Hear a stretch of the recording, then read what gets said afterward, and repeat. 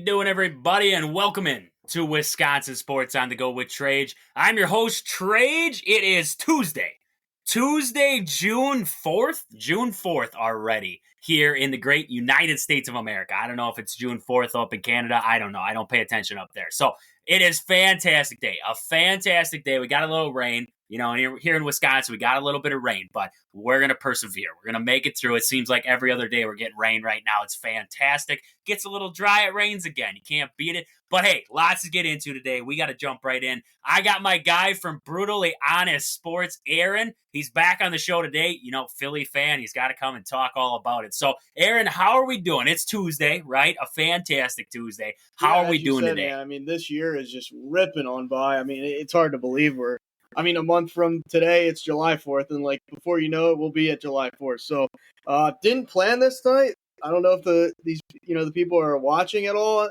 on this platform, at any point, but Trajan has a gray shirt with yellow letters. I got a gray shirt with yellow letters. I mean, maybe I look like a Brewers fan tonight. Maybe unintentionally, I'm rocking kind of a Brewers scheme here, but no, I mean, I can't complain.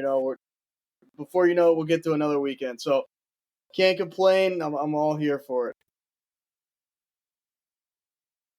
Great stuff. Great stuff to hear right there. We got lots to get into today. That's why I had him on. We got to get to it all. So right away, I just want to mention and give my condolences out to the family and the Cowboy. I never thought I'd say the Cowboys, but the Cowboys organization. The great Larry Allen has passed away at the age of 52. Out on vacation with the family. Suddenly, I mean, it's crazy. It's crazy how sometimes it goes there, but one of the best offensive linemen to ever do it there. I mean, we're talking about a legend in the NFL. So just condolences out to the family, prayers to the family that, they can get through this tough time. And hopefully, the Cowboys, they're talking about a ceremony for him. They aren't sure when yet, but if anything comes of it or, any news out of that whole situation, we'll make sure to relay it there. But I mean, Aaron, you watch a little bit more of the NFC East there. You're probably a little bit more familiar, maybe even watching a little bit of Larry Allen towards the end of his career there. I mean, just it was surprising, to hear something like this at 52. I mean, suddenly, nothing really to talk about there. Just that was it. I mean, sucks. It really does. Yeah, nowadays, I mean, even for the last couple of decades now, passing away in your 50s is kind of damn, that's a shocker to everybody. So, I mean, obviously unfortunate. Philly fans can be about as merciless as a fan base, but, when it's somebody you don't wish, to me, you don't wish injury and you don't wish ill will, obviously passing away. So it doesn't matter if you played for the Cowboys or the Packers or the Chargers, it's an unfortunate thing. And, I mean, when people pass away suddenly, I mean, there's two ways to look at that, in my opinion. It's kind of a blessing in some ways because they're not suffering, where some people, will suffer for years or maybe even a decade. But, I mean, obviously at such a young age, I mean, gets out of his NFL career and then not much after that, really, if you think about it in the grand scheme of life. So definitely unfortunate, like you said, thoughts, prayers, and just kind of, take a moment and just kind of appreciate the people around you because it's a crazy thing. This whole life thing is a crazy thing. So it's unfortunate. And hopefully his family can persevere through this. I mean, death is one of the hardest things, if not the hardest thing. So definitely unfortunate. That's for sure. 100%. Prayers to the family and the whole Cowboys organization there. Anybody who played with them, I mean, just a rough day there to hear about that. So off of that, a little bit of a down note to start the day there. I mean, but I just wanted to offer my prayers and condolences out there to everybody impacted by this terrible situation. But I want to get to the Caitlin Clark kind of incident. And I mean, what's been going on for a while now. And we've seen it. We've seen highlights. We've seen videos. We've seen it all. Now it comes out. I don't even, 100% know. The thing with it is I didn't even hear of this girl, this Kennedy Carter. Never heard of this girl in my entire life. Never heard of her. The only reason why she made headlines was because on an out-of-bounds play, she decides to come up, and it was dirty. Like, I don't understand. Something like that happens in any other league. I mean, the NBA, whatever. Probably fined, probably suspended, but flagrant foul. We move on with life, right? And whatever. Okay, that's fine. But this has been happening. There's hard foul after hard foul on Caitlin Clark. And we just see this. I don't know if it's a narrative across the league that we're targeting Caitlin Clark, but it's kind of, to me, a terrible situation.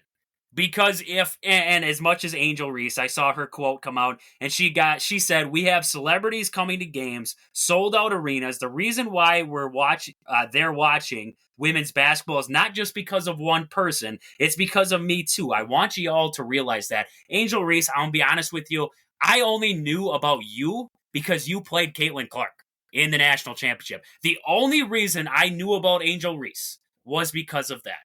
And I don't know, that might be terrible of me. That might be terrible of me to say. But I'm going to be completely honest here. I want to be completely honest. Caitlin Clark has put women's basketball back on the map.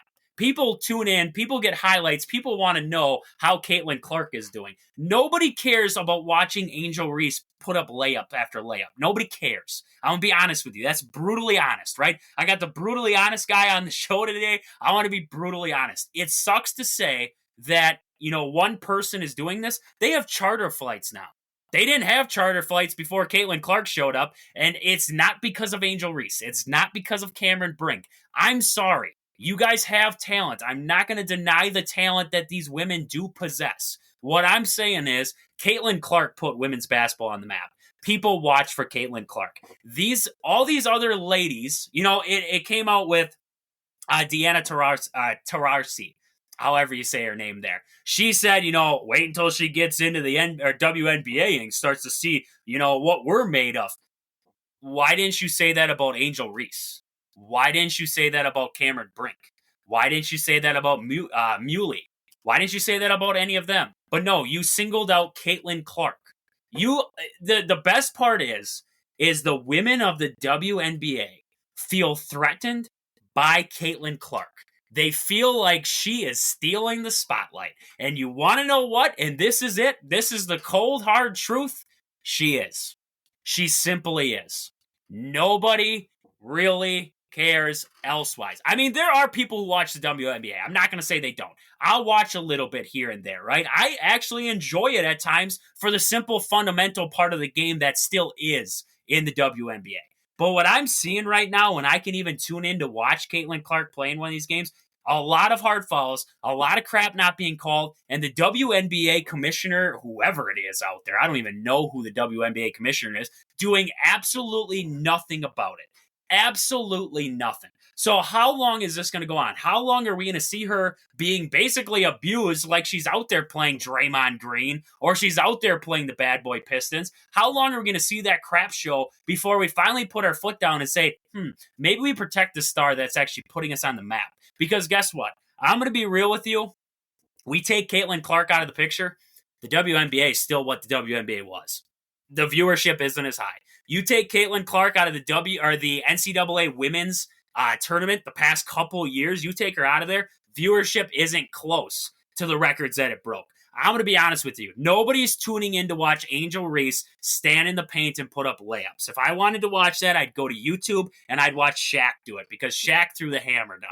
I would watch that if I wanted to watch layups. I'm not tuning in for that. People tuned in to watch Caitlin Clark try to break history, the three-pointers that she was putting up from half court, wherever it was, changing the game of women's basketball.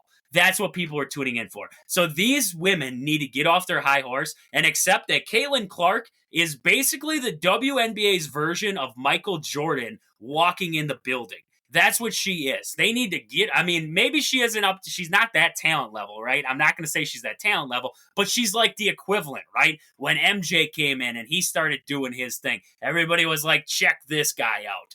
That's what Caitlin Clark could be for this league, and yet they won't let it happen because they're allowing this crap show to happen. I was listening to a big Wisconsin radio guy, Bill Michaels, and he called it racist. He said that there was a racist thing to it. Could you throw it? We throw it around for everything else, right? We throw it around for everything else.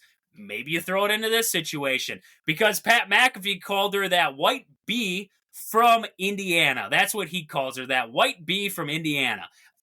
That's what she is to everybody in there. But I just don't get the double standard there. I mean, we watched that Carter, whatever the heck her name is there. She body slams her basically, hip checks her, throws her to the ground, and then the bench goes nuts for her. Angel Reese is clapping for her. Good job. Where's the good job in that? Somebody tell me. And then after the game, this is how petty it is. This is the pettiness of the whole thing. After the game, they ask her. They're asking her questions. She's up on the podium. Probably the first time she's ever been on the podium to be asked questions. The only reason why she's there is because of that incident. She says she will not answer questions on Caitlin Clark. She won't answer questions. But then she can go to Instagram threads and she can say, that's what'd she say? She said, and that's that on that cause. Beside 3-point shooting, what does she bring to the table, man? I'll be honest with you. First off, you need to learn spelling and grammar. I don't know where you went to college. I don't know where you went to school, but I don't care if you're posting on social media. Make it a little bit legible for me to read. I mean, come on. I want to be able to read and comprehend what you're saying and not like my brain go nuts just trying to comprehend the crap. First off, figure that out because that destroyed me there. And then she says, my dog, for sure. I mean, for sure. It's not that hard to spell out. We don't need to go FASHO. I don't even know how to, for sure. I can't even say it. I can't even say it. I'm not in the hip trends, but spell it out. Spell it out. It's not that hard. It's like third grade grammar here. We're trying to figure out for sure. Got all my teammates. Good for you. You body slammed Caitlin Clark to the ground when she wasn't expecting it. Nice work. I mean, Aaron, I just went on a rant there. I went on a little bit of a rant. But I'll be honest with you, I'm kind of disgusted watching this form of basketball. I thought we were past this crap show, and now it's transpiring in women's basketball now, and we're not doing anything about it. I mean, we're not doing anything about it, and I think it's a complete – it's just – I mean – it's terrible. It's a terrible look for the game. I mean, yeah, I couldn't honestly. I couldn't agree more with everything you kind of touched on there. I mean, this almost dates back to for me, like when Caitlin Clark. I mean, you could, when she played LSU and Angel Reese. I mean, that stirred a lot of this pot.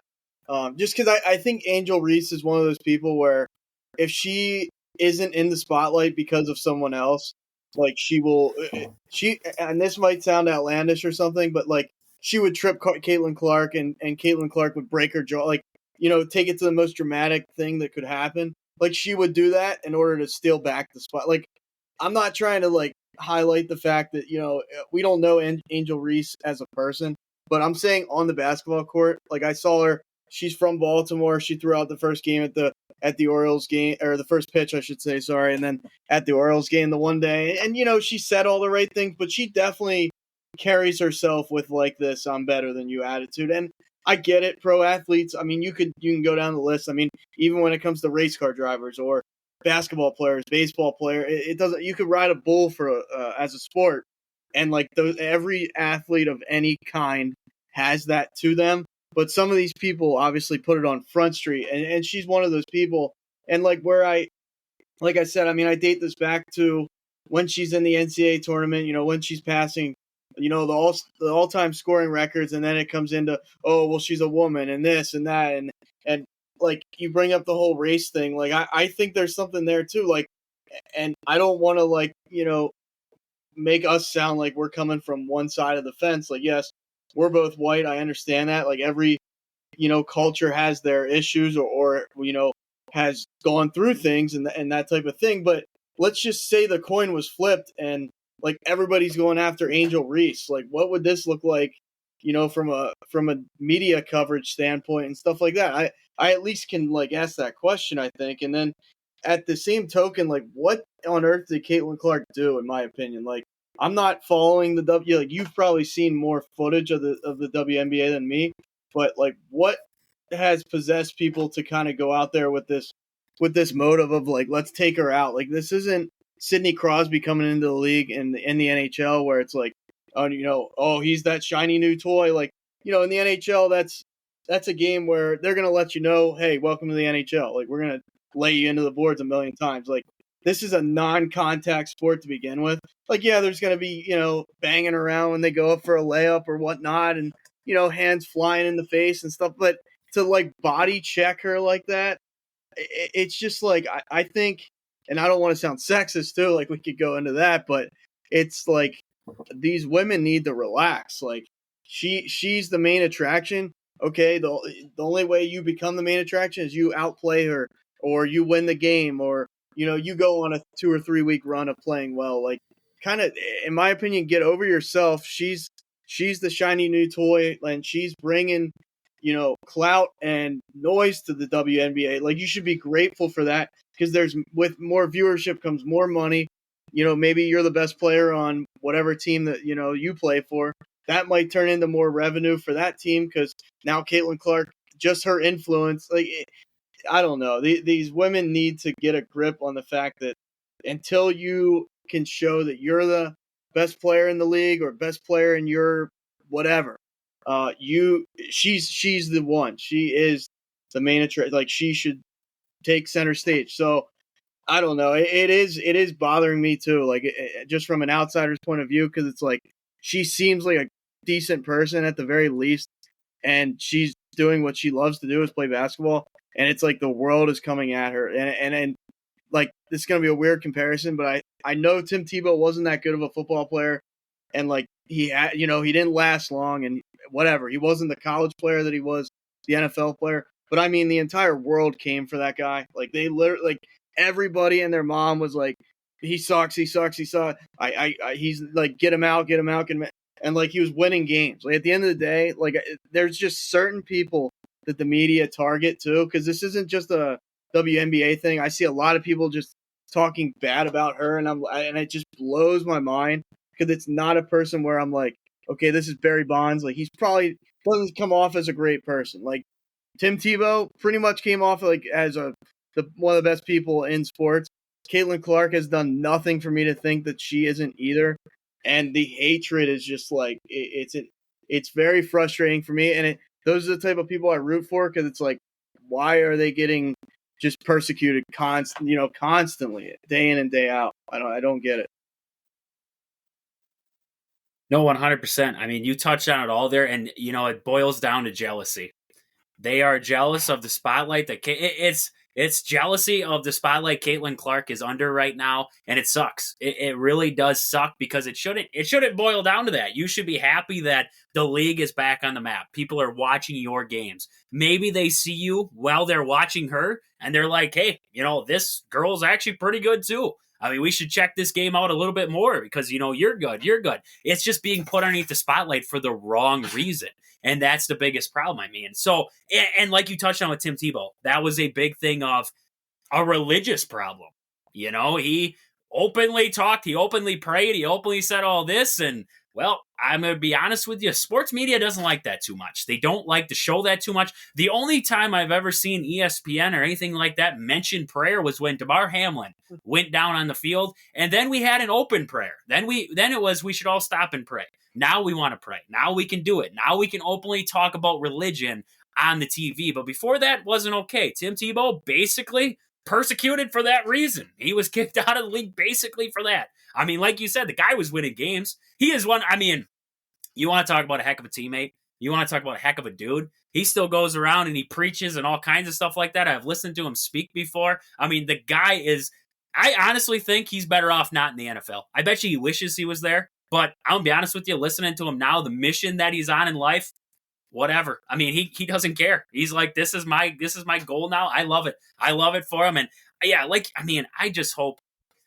I hope, and I really do hope, that these women in the WNBA just kind of figure it out, and the commissioner of the WNBA can kind of sit them down and say, hey, this is the reason why we're on the map here. Maybe we should do something about this whole thing, because it is a disaster. It is a disaster there. But hey, I want to stick with the brawling. I want to stick with the fighting and everything in between there. We saw a fight break out at UFC 302. Now, I don't really watch the UFC. I'm not a big in tune to the fighting and everything like that. But, I mean, just touching on that, but getting away from it there in all of sports. I mean, we've seen it. I was just looking it up, and it's crazy to see how many fights have actually broken out. I mean, you look up fights between fans. All I searched on Google, and I got a fight here between Eagles and Commanders fans. I got fights at hockey or soccer games. I got fights, all over at football games. We have Bills fans. We have, just Chargers and Cowboys fans. You go down the list and it's crazy to see how many fights are breaking out. I know there's MLB stadiums or MLB fans who have gotten into brawls in the stands. To me, I don't know if I'm far-fetched. It's not like it happens every single day, but it seems like it's happening more often now. And now, are all these fights happening with brass knuckles and guns and knives? No. The MLB, NFL, everything like that, they're doing a heck of a job, at the gates, keeping, all that crap out of stadiums and everything like that. Hats off to security and everything like that. But I guess what I'm getting at here is that something needs to be done. Me personally, if I went to a game, a fight breaks out in my section there, and maybe, you want to be the guy who pulls another guy off, or you want to say, hey, come on, settle down. It's fine. But I don't want to be the guy who's, just trying to enjoy a baseball game. I just paid $100+ for a ticket and end up getting sucker punched, right? Just a flying haymaker that wasn't meant for you, but the guy ducks and you take the shot for him. And now, you got a broken nose. You weren't even in the fight, right? You weren't even doing anything. You just got hit by that. Or, and this is saying, worst comes to worst, because I watched that UFC. If anybody hasn't seen it, make sure you look that up, because you'll see what I'm saying. That guy ended up going down like 4 or 5 bleacher rows. Ended up seats below. And it just worries me simply because of the fact of, say you take your kid to the game, right? You have your little kid with you. Now your kid gets caught in between that. It's one of those things that I guess, you put a bunch of drunk fans together. Sometimes it's inevitable that it's going to happen. But at the same time, man, do you heighten security? Do you have security in each section? I don't know what you have to do to kind of negate this kind of action, but it just seems to me, and I don't know if it's the same for you, so I guess it's an open air question to that, but it seems to me that the fights are more prevalent now than they were in the past. I know fights have happened in the past. I can't remember that basketball game where the players ended up into the stands and fans were fighting players, and it was the biggest, just crap show I have ever seen in my entire life. I'm not going to say that it hasn't happened in the past, but now it seems like it's ticking up again.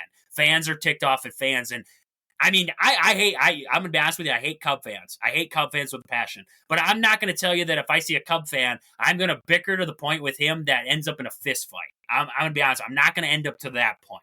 And if it ends up to that point, I must have said just the right thing. I don't know what I could have said, but I must have said just the right thing. But I guess, to you, is it becoming more prevalent to you that these fights are breaking out a little more often now? And maybe, I don't know what you have to do, but you got to do something to try and negate this kind of, actions in stadiums, because it hasn't happened so far, but at some point I just got that feeling that some little kid or, some older, maybe an older lady or whatever it is, if my grandma was there and my grandma takes a haymaker, I'm kicking somebody's ass across the floor. That's all I'm going to know. That guy could be bigger than me. I don't care. I'm kicking his ass and I'm dragging him out to the parking lot and finish him off. But grandma's going to be listening to this smile. She'd be like, what, you don't have to kick. She'd kick somebody's ass for me. That's all I know. I got to be honest. She's got that old lady power, right? She's got the bionic knees and she's got the bionic hips.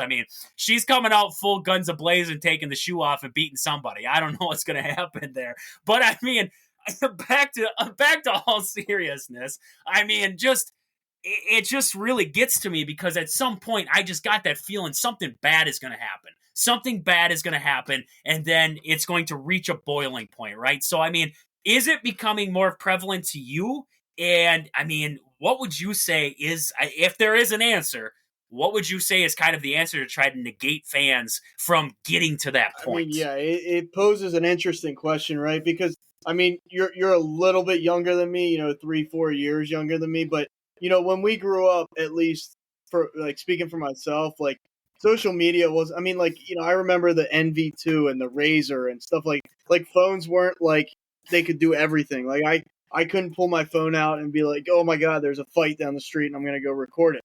Like, so to what I'm trying to get at there is maybe these fights have been just about as prevalent, but we didn't know about it because of the lack of, the cell phone, the social media, like at your Yep. fingertips. Like I could get on my phone right now and look up fights, and I could be up all night. I could be up till 8 o'clock tomorrow morning watching fights because there's just that many documented fights, and that's just at sports stadiums. There's been fights every, public parks or wherever you can fathom. I mean, how many fights are happening at bars right now? Probably thousands. Like, you know what I mean? Hundreds. Like I Yep. definitely think it might be happening more. It might be happening the same, but it is a problem. Like you said, I mean, imagine I mean, Eagles fans. Don't get me wrong. Like I'll be the first to tell you, Eagles fans are some of the biggest assholes to walk the earth. Like it is what it is. Like I try not to be that guy. I mean, you kind of poke at me enough, like these Giants fans were. I'm not. I know I didn't throw a haymaker, but they were just running, just digging into me all game long. I was like, all right, shut the f up already. You know what I mean? But at the end of the day, like, I mean, yeah, you mix competitive sports with alcohol. I mean, you don't know what's going on in these people's lives too. Like they might be just like everything's boiling up, and then they go to a UFC fight. Like that's the fact that you bring it up that this was at a UFC fight. I'm surprised this doesn't happen more often because I mean you're watching two people like hit each other and kick each other and put each other in headlocks. Like that almost makes you want to go do it yourself. Like to me, I mean maybe that's psychotic to say, but like you're kind of like, okay, I'm watching pure violence. Like that's all that's for, and not to take away from it. There's a place for that, but like I don't know. Like the fact that like you said, I mean, this could be really bad. Like I mean, somebody could get killed at one of these fights, regardless. Even as two grown men, somebody hits them the right spot, boom, knocks them unconscious. They hit their head hard enough on a, you're standing on cement. You're these plastic chairs, whatever. It could end really, really badly just between two people. Now you factor in an old person that gets clocked in the back of the head because some drunk guy's an idiot and he's reaching over three chairs to hit somebody. Like it's so, at the end of the day, it's unnecessary. Like I do kind of understand why it happens because like I said, you mix people talking trash and then, they get personal. I've seen fights in some of these videos where like they'll call out somebody's wife and they'll call her like fat or something. And then it just turns into like, it's just utter chaos. I mean, it's like insanity. But without putting like another security presence in every section, I really don't know how you negate it because like these people don't care. They get kicked out. Like once you get to that point where these people are like, they're trying to knock the other person out, they could care. They're not thinking about, oh, I'm going to get in trouble. Oh, I'm going to get arrested. Oh, I'm never going to be allowed here again. I might not be allowed in any MLB game or any UFC, whatever. None of that's going through their heads. So, I mean, I just don't know what you do other than increase security because people are going to just act out and do this type of thing. And especially now, like it might actually make it worse now that people pull their phones out because now you can get famous off of it. Like you could be like, oh, look at that guy at the Yep. Indiana Pacers game. He knocked out three people. He's a freaking boss. We're so kind of like lost as a society as far as like just people get clout for no reason. And it's so negative in my opinion. You can take social media and use it for good, but I don't know how you slow down like this type of problem. I really, like I said, with cell phones, with being able to be published, like some people want to be published online as, I beat the crap out of that guy at the freaking Yankees game. Like it's just like, I don't know. It's gotta be at least reined in a little. Like you got to think this got to be slowed down, but I just don't know what exactly you do other than, unfortunately, like if you police every area, like you have to just kind of have people on standby because people are gonna act out. Like it's a sad but true thing in my opinion. Yep. No, I mean everything you said was 100% correct. I mean, there's really nothing you can do.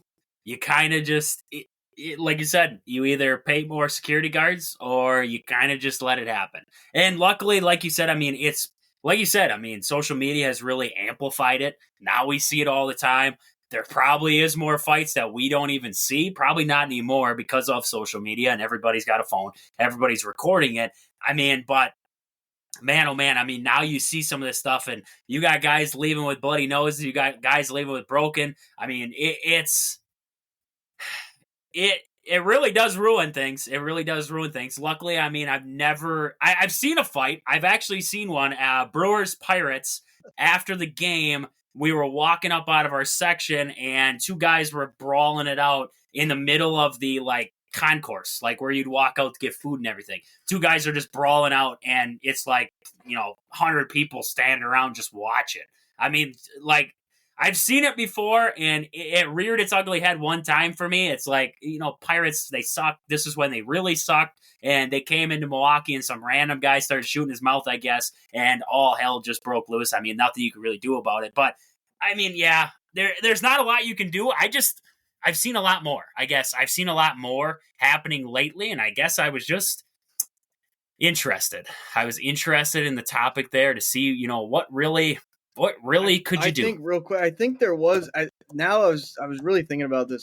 I think there was a Giants Dodgers because I knew it was out west, and I think someone actually got either crippled to the point where they couldn't. Something happened where I can't pull it up right now, but I mean someone look if listening to the show, definitely look into that because I feel like there was a fan either killed or so. There was something where I knew it was Giants Dodgers. There's even I think it's San Fran Raiders. There's certain games. I'm sure you can speak to it with the Cubs and the Brewers. Phillies Mets is you just I don't know, Eagles Cowboys. I wouldn't even advise going to Philadelphia wearing another jersey.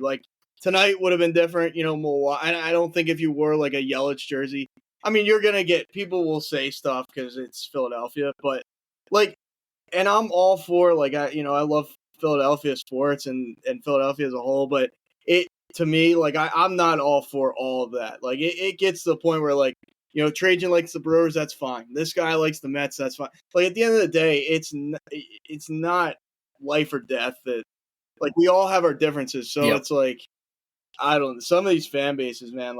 I mean, if you're a Houston Astros fan going to New York City, that is you better watch your back. That's asking for it. Being real, you better have your guard up because I mean, people will just do crazy stuff. It's sad, but it's unfortunately true. Yeah. No, I mean, Phillies fans are better than Eagles fans, though. I feel like, and even some of them cross lines where they are both and they still go to both games. But it's Philadelphia Eagle fans, when they get into that stadium, it just feels a little bit different than Philly fans. I've talked to Philly fans, and not just you, I've talked to more Philly fans, and they're fine. They're chill. But when it comes to the Eagles, then it changes. Then it all changes. Then it's don't show up wearing a Packers jersey. We'll kick you out. We'll throw cheese at you. It's fine, throw it at me. I'll eat it all up. I don't know what you want from me. I mean, come on now. So with that, I want to move on here. We got to get to the Phillies. We got to get to the Phillies and Brewers. But before we get there, I want to mention some sponsors of the show here quick. First, Game Day Supply in Alaska. Do you have a sports club or team? Are you looking for some sweet custom uniforms or apparel? Check out the awesome crew at Game Day Supply in Alaska to help your team get the sweetest gear. Find them on Facebook at Game Day Supply or online at GameDaySupply.net. Also, Marshfield Motor Speedway is located just 3 miles outside of Marshfield on County Road H. You got to get down to the track. Tons of family fun for all ages. Great food, great drinks, great atmosphere, great racing. What more could you ask for on a great summer day or night? Find the schedule online or on Facebook. Just search Marshfield Motor Speedways. Otherwise, go to my Facebook page, Wisconsin Sports on the Go with Trage. I share the schedule out on there. You can get yourself down to the track for some great racing. Pittsville Farm and Home Center. At the store, they serve you anything from hydraulic hoses to red roses. Stop in and see the awesome crew at Pittsville Farm and Home Center in Pittsville, Wisconsin. Your hometown team, Century 21 Gold Key Realty. Call Peggy Sue or Anna to find your dream home, or if you're looking to sell, find them on Facebook at your hometown team, Century 21 Gold Key Realty, or stop in and see them at their location in Marshfield. Sports Scene Sports Cards and Memorabilia, located in the Marshfield Mall in Marshfield, Wisconsin. You got to get down there and see Al. He has everything you need, from sporting cards to to memorabilia, jerseys, model stock cars. He's got it all. Sports Scene in Marshfield, Wisconsin, and Sport and Spine Clinic in Greenwood, Wisconsin. If you've been injured recently, whether you're pushing the lawnmower, weeding the garden, whatever it was, you felt something pop, you don't know what popped, you want to figure it out, get yourself down to Sport and Spine Clinic in Greenwood, Wisconsin, and see Chad. He'll get you right. He'll get you back pushing that lawnmower, back to weeding the garden, whatever it is. He'll get you back there. Sport and Spine Clinic in Greenwood, Wisconsin. But with that, we got to get to the Phillies. We got to get to the Brewers. We got to get to that epic clash of two top teams in the NL right now. Game one, I mean, not what I expected. I'm going to be honest with you. Going into that series, the Brewers had one of the hotter offenses in all of baseball. The Phillies had one of the hotter offenses in all of baseball. I figured we were going with a Goliath versus a Goliath. We were going to go offense for offense. It was going to be something like that. It kind of turned into a pitching duel, is basically all I can sum it up to. I mean, the Phillies ended up on the winning side of it, 3-1 there, but it ended up as that pitcher's duel. You know, not a lot of hits spread between the two teams there. 5 for the Brewers, 7 for the Phillies, nothing crazy. On the offensive output, the Phillies were just able to drive in runs when they had the opportunity there. I mean, you look at the Phillies there, runners in scoring position, they were 2 for 3. Actually, with runners in scoring position. They didn't even put that many guys into scoring position, but when they did, they capitalized. That's the big thing in this one. And you flip script then, you look at the Brewers in this one, 2 for 4. 2 for 4 with runners in scoring position. You just kind of see the difference between the two teams there. And the one hit with a runner in scoring position was the Blake Perkins hit up the middle there. Rhys Hoskins was thrown out at the plate there. So, I mean, you have a bad throw from center on that one. Maybe the game changes. Now it's a 2, Brewers got 2 runs. Now the game's in a different story. You're not trailing Zach Wheeler by that much in that one. Zach Wheeler pitched a pretty darn good game for the Phillies. I mean, 7 innings, 5 hits, 1 earned run, 3 walks, 6 strikeouts, a home run given up to Hoskins. That was the big storyline. Hoskins returning to Philly, gets a home run. Aaron loved every second of that one there, seeing Rhys Hoskins back. But I mean, this was kind of, a game that you would have expected between two heavyweights, I guess you could say, in the NL right now, but not the game I expected. The Brewers starting pitching staff isn't as good as what you would see with the Phillies there. But I mean, you look at Bryce Wilson's stat line. We did have an opener in this one. Caning win an inning there. 0s across the board. Then we saw Bryce Wilson for 5 2/3, 6 hits, 3 earned runs. He had a strikeout there, a walk, and a home run given up there to David Dahl. But outside of that, a couple singles were on his stat line there that drove in runs. I mean, not the game that I expected, especially with the offenses being as hot as they were. But at the same time, gives you some of that, maybe these two teams meet later on in the season. This is the vibes that you're going to get. They're going to play each other pretty close. They know the kind of atmosphere. And I mean, the Brewers did a pretty good job against the top of the Phillies lineup. Bryce Harper 1 for 3 on the game, 0 for 4 from Schwarber, 0 for 4 for Realmuto in this one. Bohm goes 0 for 4. I mean, they did a pretty darn good job against the top. It was the underlying guys. You look at your David Dahl, 2 for 3 in this one. Rojas goes 2 for 3 with an RBI. Sosa has an RBI in this one. I mean, it really speaks to how deep this Phillies lineup is that the big dogs were kind of held down by the Brewers in this one, but I don't want to call them lesser guys, but the second tier, right? I mean, you got your first tier guys always in your lineup. That's the top half. The bottom half's always your second tier. They can get the job done, but not usually, right? You expect the RBIs at the top. I mean, Aaron, what'd you see from this game?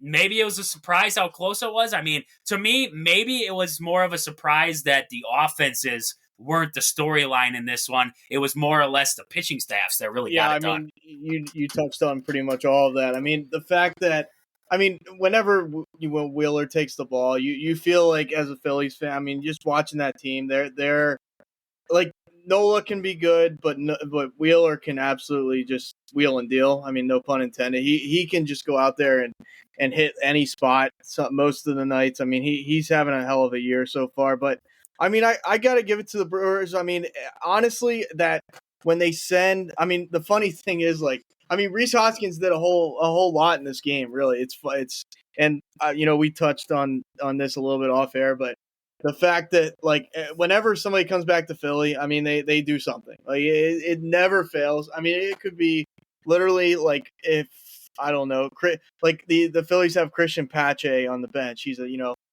second, like you talk about, second tier guy. Like, he's a pinch hitter, pinch runner. Like, he won't play every day on a good team unless he turns his career around. But, like, he could go to the Brewers in the future and he would come back to Philly and he would hit a triple. Like, it just never ever fails. This always happens. It's hilarious. So the fact that, like I say, Reese Hoskins did a lot. I mean, he hits us that solo home run in the seventh inning, but he steals second, which was, like, hilarious to me. Like, the guy never, like, he's not a runner, that's for sure. Like, he's not a guy who has wheels. He's a power hitter. He's a first baseman when you want to put him there. Like, and then JT throws it down there, and I mean, to his credit, he beat it out. Like, give him, tip your cap, and then obviously that solo home run. But this game, to me, I mean, really, you can't say it should have been or would have been, whatever. But it, like, I would have sent Reese, even though he doesn't, like I said, have the best wheels in the game. Like, I would have sent him against Rojas too, because Rojas, like, he can play a good center field. He can go get him, but, like, his arm, I really haven't seen him make that many great throws. And throwing it to third, throwing it to second, that's a difference. Like, taking it all the way to home plate. I mean, he put that on the numbers, which to me surprised me. So if I'm the Brewers, I don't kick myself for sending him there. You're not always going to win those battles where it's like, should we send him? Should we hold him? You never know. And sometimes, you'll hold guys at third and then boom, they die on third. Like, there's so many times I'll watch teams and I'm like, well, you had your chance. Like, I get it. You don't want to run into an out, but at the end of the day, sometimes, like, you're not going to get them in. Like, you got to take chances. So, I mean, if Hoskins scores on that, let's just say hypothetically, it's a 3-2 game. I mean, the Brewers I'm looking at here, I don't know their home record, but they're 18-14 away, which I got to think they're just better at home, like, so far this year. Not that that's, like, a huge thing in baseball, because, I mean, you're going to play a whole lot of games on the, 81, I think, is how it should be. So, I mean, you're going to play a whole lot of games at home, a whole lot of games on the road. Sometimes you can take stock of that when you're in, July or whatever, late July, August. Oh, this isn't a good road team, or this isn't a good home team, whatever it might be. But, I mean, 3-1, like you said, a little surprising. It's low scoring. Just following the Brewers from afar, I know they always have good pitching, or at least a good bullpen, and usually their rotation's, quite solid as well. So it doesn't exactly shock me. I mean, this Phillies team, lately they haven't been scoring all that many runs. I mean, they took 2 out of 3 from the Cardinals. I mean, if Taijuan Walker just gives you an okay start, they at least beat they sweep the Cardinals, I should say. But, I mean, they didn't hit the crap out of the ball in that series. And then the series before, they lost to the Giants out west. And then before that, they lost to the Rockies. So, I mean, they haven't played their best baseball. I mean, taking 2 out of 3 from the Cardinals was good. And now taking this first one from the Brewers. But, I mean, I could see this, the Brewers sneaking one, or, potentially even winning the series. You just don't know. I don't underestimate that team. Like you said, I mean, they have guys that can hit, and, like, that's for sure. So, yeah, I mean, you only put up one against Wheeler. That's kind of sometimes par for the course, again, when he's on like he is. Tomorrow, Christopher Sanchez goes, the lefty, who's been really, really good for them. But, I put as much faith in Christopher Sanchez as Zach Wheeler? No, I probably never will. But, I mean, it's to be announced for the Brewers. So I'll be curious to see. But, I mean, if I'm a Brewers fan, like, yeah, it sucks. I mean, going against Wheeler is tough. But like you said, I mean, they didn't let Harper hit, really kill him. They didn't let Kyle Schwarber kill him. You're going to have nights where, like, just random things happen in baseball. And, I mean, to say that random things didn't happen in this game, I mean, I didn't even really know of this guy. It wasn't David Dahl. I mean, he's come up a couple times here and there, but, like, he's literally a no name for the Phillies, at least. So, I mean, yeah, Bohm 0 for 4, JT 0 for 4, Schwarber 0 for 4. So, I mean, at the end of the day, like, and Sosa's been just hitting the crap out of the ball. People are actually, sorry to get long-winded here, but people in Philly are like, hey, should we trade Trey Turner because like he hasn't lived up to the hype, and then Sosa is a lot cheaper. Like there's all these people clamoring for that already. So at the end of the day, I mean, I didn't hate the fact that Reese hit one against the Phillies. Like it's kind of like a storybook. Like I can appreciate that. If he hit a grand slam, it'd be a different story. But I mean, hey, he solo jack and good for him. But yeah, we'll see. I mean, this Brewers team, like, without Burns this year, but I mean, they're still, to me, I still think they're pitching well. And like I said, I always have that faith that their bullpen is going to be good. So it really can go any way. This Phillies team can be really, really streaky, though. So if you catch them at a time where they're not hitting, I mean, 3 runs, that can go either way. If the Brewers hit the ball a little bit better, you're looking at a Brewers win there. So. Yeah, no, I mean, you hit the nail on the head there. I mean, you look at this game tomorrow, like you were saying there, the lefties do get to the Brewers, though. It seems like they do struggle with lefties. That might give that upper hand there. Brewers to be decided yet. It sounds like it's going to be an opener, and then Colin Ray. We're going to see Colin Ray after an opener again. They like doing this opener thing. The analytics, I heard, tell them that Bryce Wilson struggles in the first inning, and so does Colin Ray. So Bat Murphy decides to throw an opener in there, get them through that first inning. Plus, you have those lefties at the top of the Phillies lineup. So punch your way through the lefties, and then we work our way through the lineup with these other guys then not having to face that top half so many times. So, I mean, we see that game one.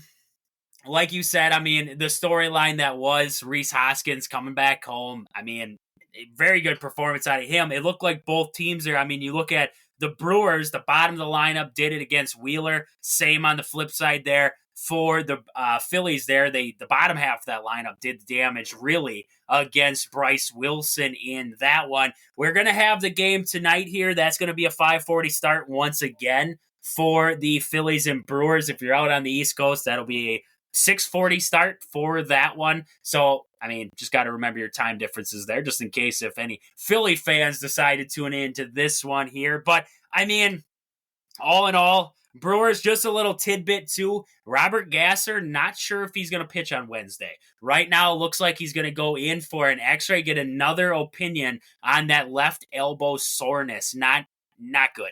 Not good news for the Brewers. He dealt with that in spring training. Now he's dealing with it again here. We already lost. Tobias Myers ended up back in the minors there. Now Gasser goes down. We're running out of starting pitching.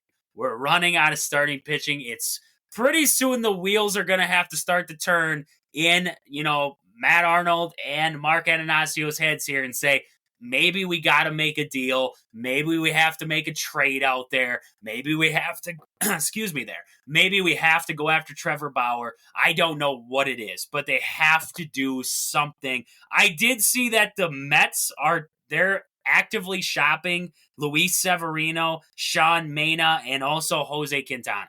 Now, none of those guys are like your ace going to give you a 1 ERA and they're going to, win the Cy Young.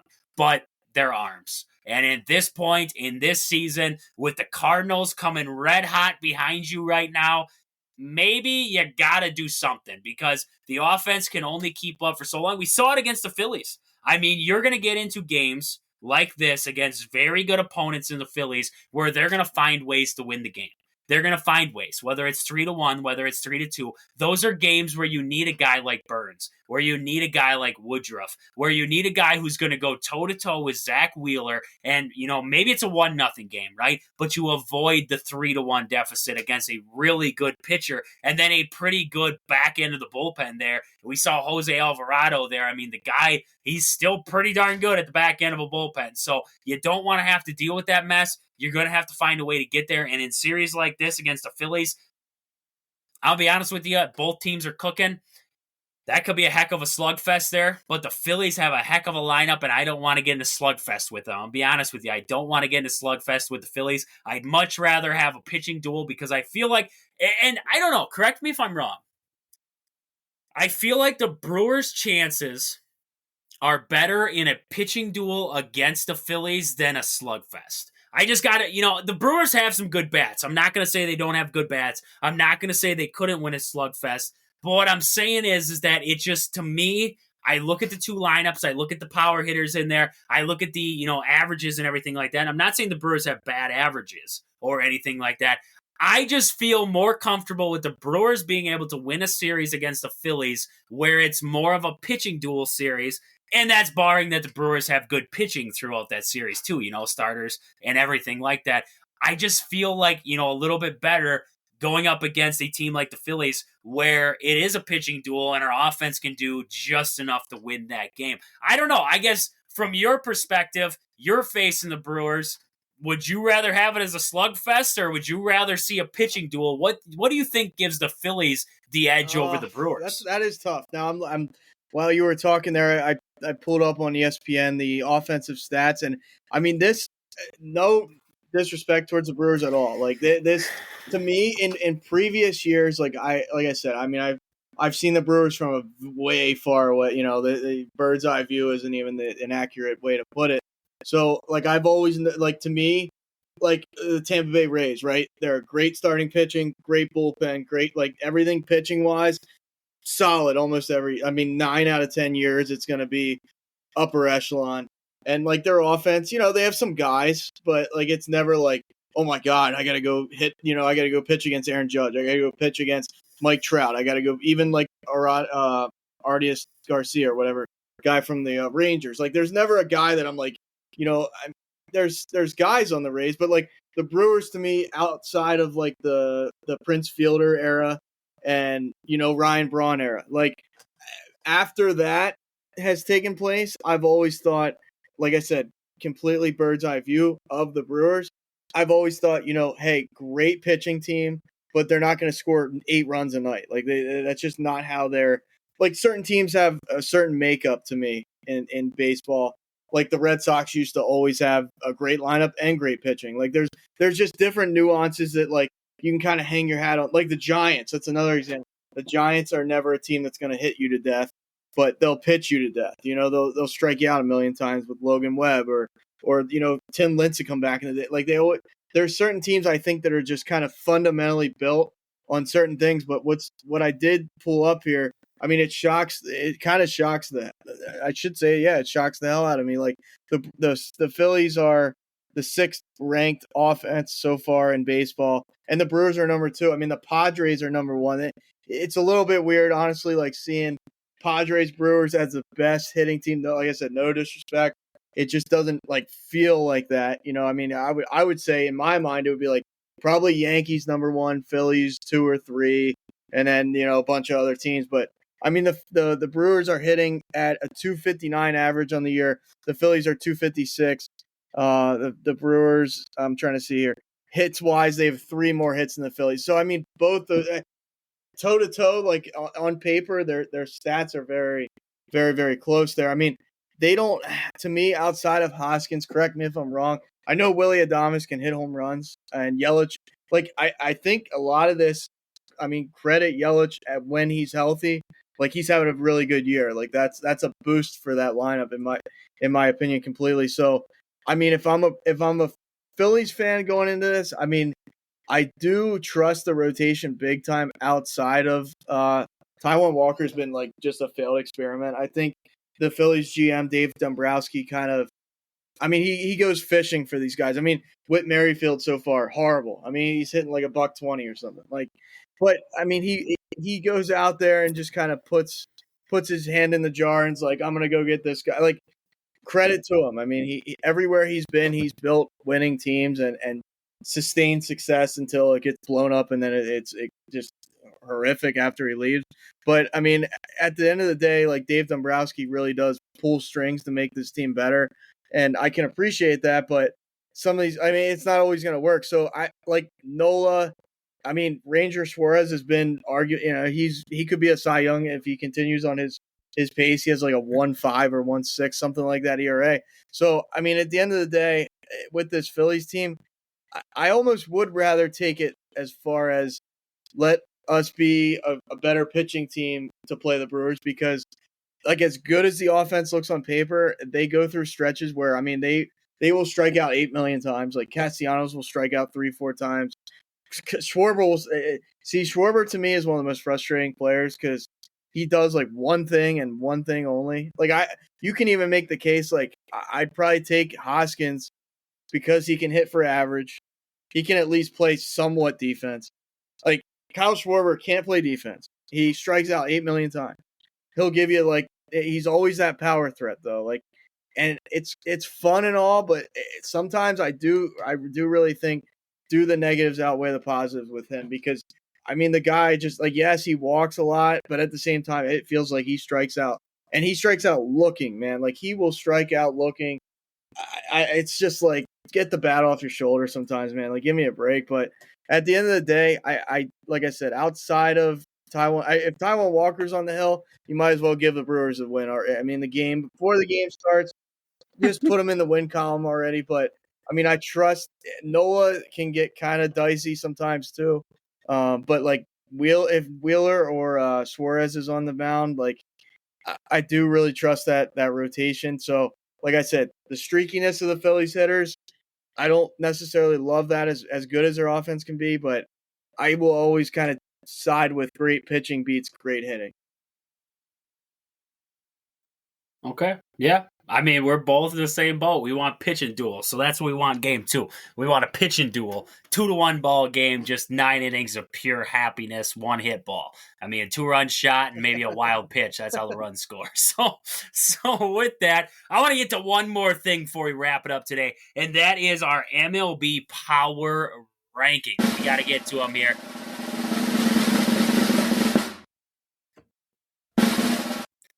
Had to get the drum roll. Oh, shoot. Now we're getting 2 drum rolls. Too much drum roll there. I mean, the guy in the back, that's my drum guy. He's getting too excited back there, So with that, I want to get to the MLB power rankings. I want to see where we rank teams right now throughout the 2 leagues. So let's first look American League. I mean, it sucks to say, it really does, because I know the Baltimore Orioles are still near and dear to your heart, but I got to put the New York Yankees in the number 1 spot in the AL right now. They have been playing phenomenal this season so far. Now they're talking about Garrett Cole is rehabbing and he's on his way back. So, I mean, the Yankees are, on paper, right, only going to get better. So this Yankees team is fueling, and man, oh man, they are sitting at the top of the AL East right now. But I would take Yankees, then Orioles. I would honestly probably throw the Orioles in that 2 spot right there. They're 8-2 in their last 10 games there. You can't really deny that. And then I'm honestly looking at the Cleveland Guardians. 39-20. I mean, kind of under the radar, sitting there at 39-20 right now, 7-3 in their last 10 games, a plus 78 run differential right now for them. I mean, it's nothing compared to the Yankees with a plus 107 run differential right now, and the Baltimore is a plus 79, but plus 78 for the Guardians. So I got Yankees, Orioles, Guardians, and then I probably I'm going back into the Central. Honestly, I'm looking at the Kansas City Royals in my 5 spot, or my 4 spot right now for the rankings. I mean, I'm not even looking at the AL West yet. I'd probably throw the Mariners in there then. They're 7-3 in their last 10 games. They have been hot. So Yankees, Orioles, Guardians, Royals, Mariners. After that, it's kind of a toss-up for the rest of the league there. I mean, you probably could say the Minnesota Twins come next in that ranking, followed by maybe I can't even say the Red Sox. They've been sucking as of late. I'd honestly go Detroit Tigers. 7-3 in their last 10 games, 30-30 overall right now. They match that Red Sox record right now. The Red Sox sitting at 30-30. I'd throw them next. After that, I guess it's a who really cares kind of moment there, but yeah, probably go with the Blue Jays, followed by the Astros there, then the Oakland A's, then the Angels, and then follow that up with the White Sox at the end there. So, I mean, I guess big thing there, my top 5, I got Yankees, Orioles, Guardians, Royals, and then the Seattle Mariners. Right? No, yeah, did I say Seattle? Yeah, Seattle is in my number 5 spot there. So that's where I'm looking. I mean, I guess, where do you see the AL sitting right now? I got it. It really, you have no idea how much it pains me, because the fact that, I mean, I think Yankees fans were excited to get Soto, but like if you would have told him, I mean, he could win the MVP, which is, I mean, would absolutely just disgust me to no to no end. I mean, just everything about this guy, it bothers me. I mean, it's the whole shimmy in the box. It's the whole, shaking his head after every pitch. Yes, no, yes. It's just like this guy infuriates me to no end. And now he's playing for like the team I can't stand the most. And then on top of that, you got Nestor Cortez with thinking he can do karate while he's pitching. Like this team, I was listening to the Michael K show. Jiu-jitsu. He calls it jiu-jitsu, Just not throw karate. the ball, man. But it's I was listening to the Michael K show, and the one guy, Don LaGreca, on there. He's a huge he's a Mets guy, he's a Giants guy, he's a Rangers guy, but so he definitely doesn't like the Yankees, and he said something that just shocked me today. I was listening, and he's like, this as much as I don't like the Yankees, this particular team is very likable. I couldn't disagree more. I mean, I don't disagree with that guy very often, but they're like Judge I can like, but like I don't like a lot of players on our team. Long story short, I can't like Judge. He came into Milwaukee, stuck his hand up at a ball. That is I mean, true. come on now. Like that, even him, he's not the golden child that people think he is. But no, I mean this whole Juan Soto thing needs to rely. I mean, I keep telling Kyle, friend of the show guy, we do the Bases Loaded podcast with. I'm like, the Yankees need to stop winning because this is getting bad. I mean, the Orioles, to me, I mean, outside of the Yankees and not even being biased, I do think they are the second best team. I just Gunnar Henderson could win. He could hit the most home runs in the league, which is crazy. I didn't think he was like this type of power hitter. Hopefully, he does it for a long time to continue. No. But I mean, he's last time I checked it keeps flipping. It's like him and Judge and somebody else is up there. Oh, Kyle Tucker's up there. But yeah, I mean, guys like he's hit like 6 or 7 leadoff home runs this year. Like crazy power out of him. I mean, Adley Rutschman's having a really good year for the Orioles. Like obviously the Burns coming over from the Brewers has helped, but every time he pitches, they don't score runs for him. But I mean, they have had their injury concerns now. Tyler Wells goes down. John Means, I mean, that guy, I like the guy and all, but he gets out of bed in the morning, stubs his toe, and then falls down the steps and breaks his leg. Like it's just the guy cannot stay healthy for 2 seconds. So I mean, that was kind of a bonus having John Means around. He can still be effective, but he's like I said, he's injured. So there's worries there. I don't know if the Orioles can win this AL East. I really, really don't. I mean, they're only 2.5 back, but this Yankees team is just insane. You talk about the run differential, and now the Yankees have won 5 in a row. I mean, much like the Orioles, both 8-2 the last 10, but run differential and the Orioles plus 79, which is kind of hard to believe, but Yankees sitting there at plus 107. That might be the best in baseball. Yeah, it is. It's better than the Dodgers, better than the Phillies, better than the Brewers, better than any other division, better than the Guardians. So, Yankees, Orioles. After that, I mean, I still think the Guardians are better than the Mariners. I still think the Mariners aren't that great. I really just don't. But I mean that AL West to me is really mind blowing or mind puzzling, I should say, because Texas, I mean, they win the World Series last year. I don't think they lose a lot of players there. And they're 29-31. I just don't really understand what's going on. If it's a World Series hangover, if maybe they won't get it together. Maybe they'll be a wild card team. And then, excuse me, we haven't really touched on Houston lately. Now they're back to struggling again. So they're 4-6 in the last 10. They have a -4 run differential, which is just hard to believe. They're 7 games back, which is not, it's not impossible. And like I said, I just don't have trust in the Mariners. So I still would, I'd do my list exactly like yours, though. I'd go Yankees, Orioles, Guardians, Mariners. Then I'd probably go Royals somewhere in there. So maybe even put the Royals right there with the Mariners, flip them in and out. I mean, the Twins aren't playing bad ball, 33-26. I'm used to them being right up there in the division. They're 6 games back, but yeah, to me, the last thing I'll say about the AL, it doesn't feel as deep this year as years past. I think they're just missing like that really, really good team from the AL West. Because like I said, I don't think the Mariners are it. I think anybody can bounce them in the playoffs. I mean, if Houston turns it around, then you have a definite player. But it feels like it's the Yankees, the Orioles, the Guardians, the Royals, and then that's it. Like I really don't think any other team in that whole AL is that great. And then I just don't know. I don't, in years past, we've seen like 3 teams coming out of the AL East. I don't know if the Rays turn it around. I have my doubts about the Red Sox as well. And then the Jays, I wrote them off at the beginning of the year. They're loaded on paper, but they can never get their pitching figured out. So. No, yeah, I mean you hit it right on the nail on the head once again with that. I mean, yeah, Royals, you can flip in and out there. The West, that's just it stinks.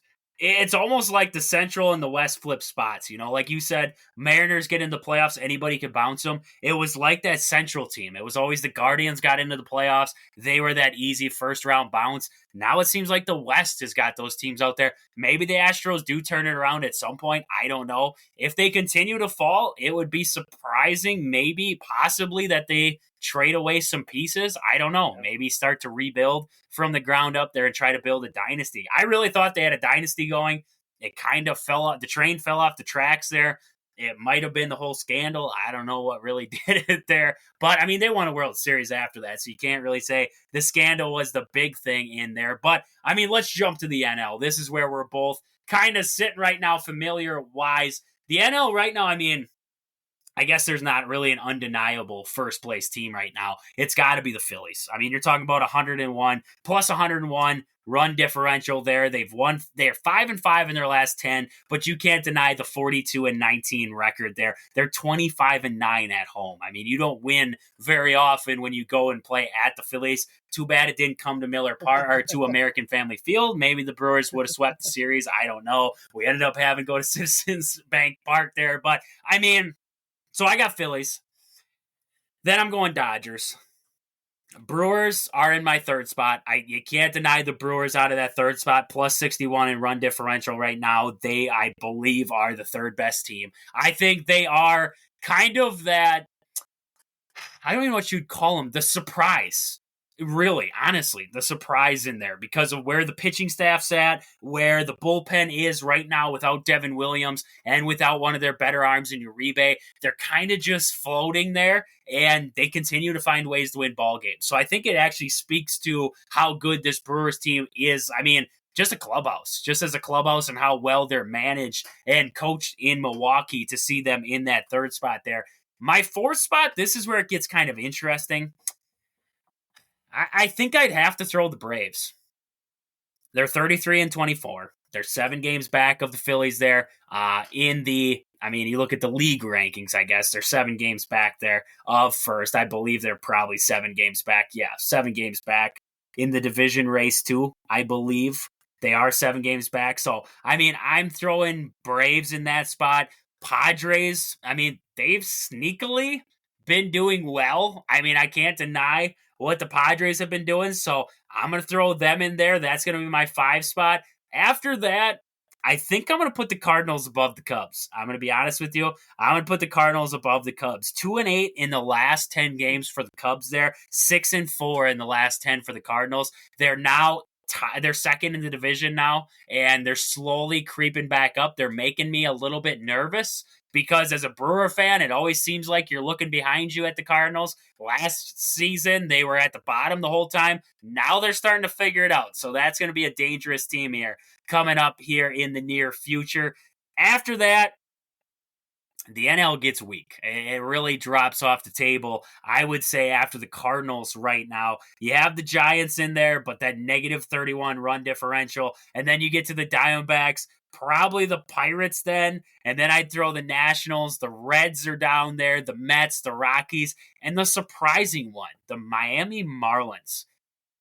I didn't think that they would drop this far. I mean, they lost pieces. I'm not going to say they were as good as they were, but I mean, man, oh man, 21-39 right now. They are 5-5 in their last 10, so not terrible, but a negative 82 run differential. The Rockies, I can't remember. I was going over the stats yesterday here on the show, and I can't remember what stat the Rockies were up near the top in, but they were.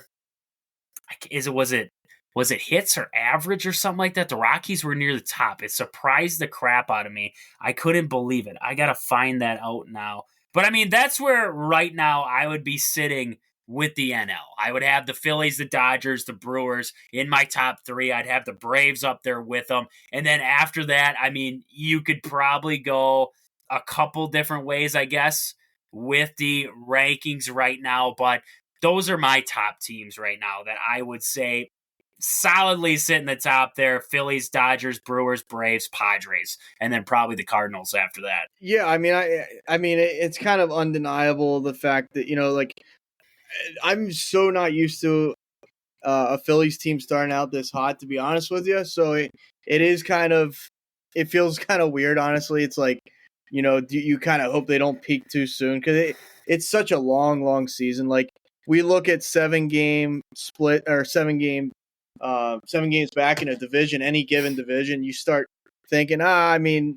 wow, 7 games. But I mean, I've seen the Red Sox come back from like 11, 12 games in the division to come back and win it. Like, you see crazy stuff like that happen. So, I mean, obviously you want to go out there and win every game that you can early and kind of solidify your spot no matter what. Even if the trains come off the tracks, you got a wild card spot. That's always great. But yeah, this NL it feels a little bit deeper than the AL this year, which is kind of weird too to me because I'm kind of used to the AL kind of being it just feels like they're the king because I mean the Astros have been that team. I mean the Yankees are kind of like the Cowboys. They're great in the regular season and then what really happens. But like the Dodgers, yeah, they get that fluke COVID year. But I mean this NL, like to touch on it, I mean it's the Phillies. Then you go, I go Dodgers for sure. And then, like you said, I mean the Brewers. I mean sitting there at plus 61. I think them losing who was it, Woodruff for like the year basically, and then Burns. Yep. I was like, even before we started chatting and stuff like that, I was like, man, this that kind of opens the division up. Not so much, really. I mean, the Cubs sit 7 games back, the Cardinals 7 games back, and I would be right on the side with you as far as, I mean, maybe this Cardinals team is a bigger threat down the stretch and over the summer than the Cubs. We'll have to see. I mean, the Cubs only had a negative 12 run differential, and then the Cardinals still at a minus 44, which is surprising. But I just look at that Cardinals rotation can be good if it's on. So that'll be interesting. That division definitely will catch my eye. I mean, I shouldn't say you never count out the Reds, but like last year, the Reds really made a push. I expected them to at least start out at least better. I mean, maybe 2-3 games over 500. They're 6 games under 500 now. I mean, they are 7-3 in the last 10, so one of the hotter teams in baseball right now.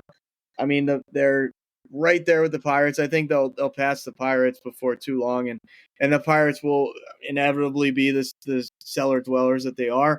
I mean, I shout out to the Pirates though. I'm running a franchise in the show, so I gotta take those Pirates to places they don't go, and that's the World Series. It's a struggle and a half, though. It's a struggle and a half to do it, but I have to. I've done it with the Rockies, so I have to do it with I'm taking these horrible franchises to the top. So, but no, I am a little bit bullish on the Nationals for whatever reason. I feel like they're getting better slowly. I mean, it's always a process with these smaller market teams, but I just think they're being more competitive.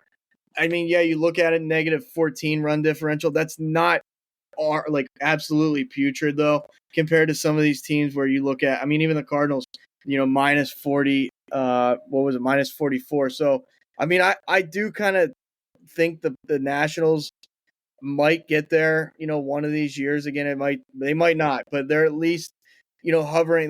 They're 5 games under 500, but I mean, they're at least a competitive team. Like you said, to bring up the Marlins, I mean, now they off Luis Arias to the Padres. So, I mean, they're in full, like, waving the white flag mode now for this year, in my opinion, because that was like, he wins batting titles and stuff like that. Like, he'll hit for 340, 320, 330, whatever, and he's gone. So it's like, who do they have?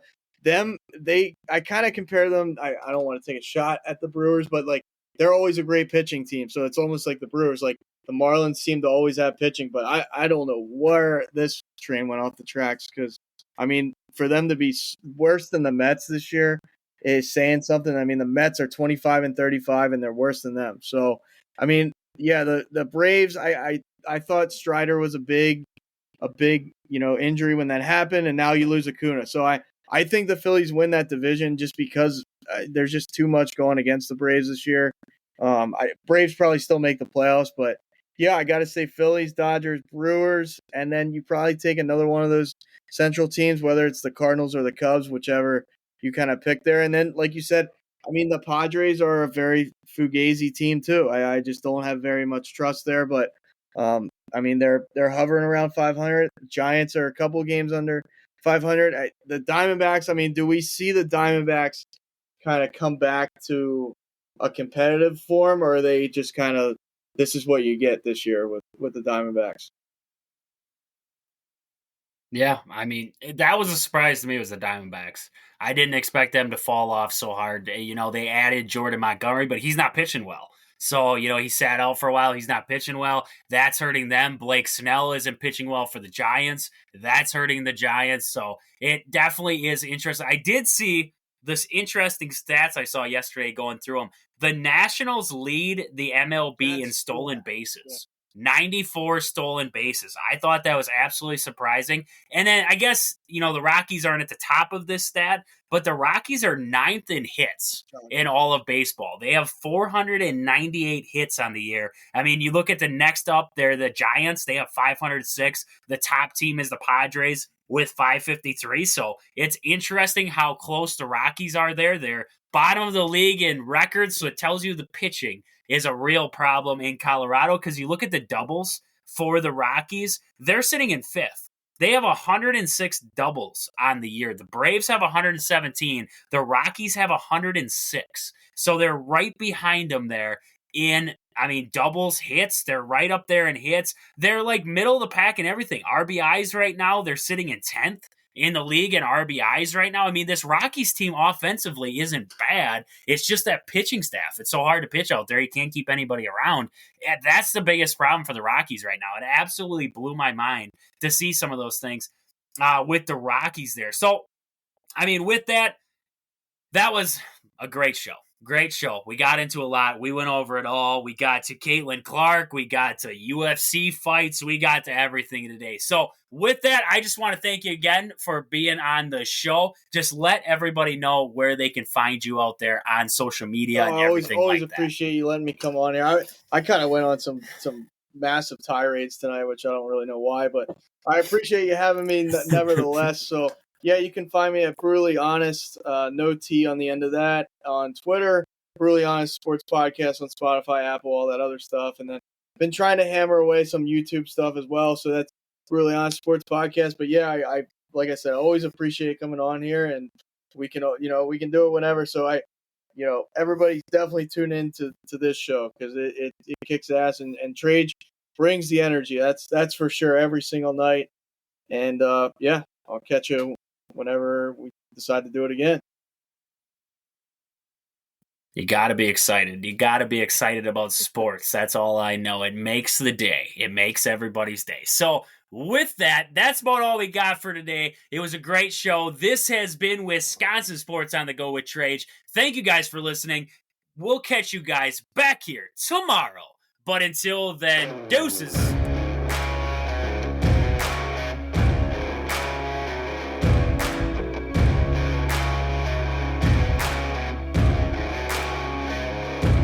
Yeah, oh my Lord, watch me sway. Darkness falls and we all pray, hoping for the light of day. Down to the river I have held the devil's hand, felt the weight of my own sin, burden